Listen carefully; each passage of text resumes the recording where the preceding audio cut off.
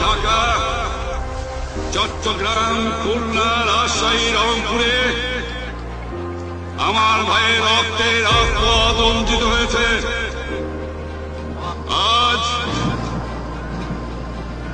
বাংলার মানুষ মুক্তি চায়, বাংলার মানুষ বাঁচতে চায়, বাংলার মানুষ তারা আজ অধিকার চায়।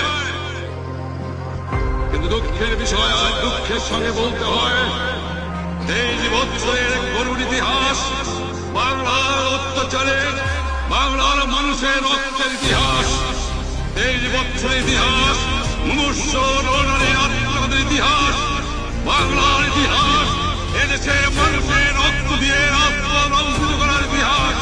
1952 সালে রক্ত দিয়েছি, 1954 সালে নির্বাচনে জয়লাভ করেও আমরা বইতে বসতে পারি নাই।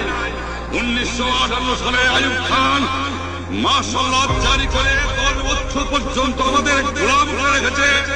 1967 সালে 6 দফা আন্দোলনের 7ই জুনে আমার ছেলেদের গুলি করে হত্যা করা হয়েছে।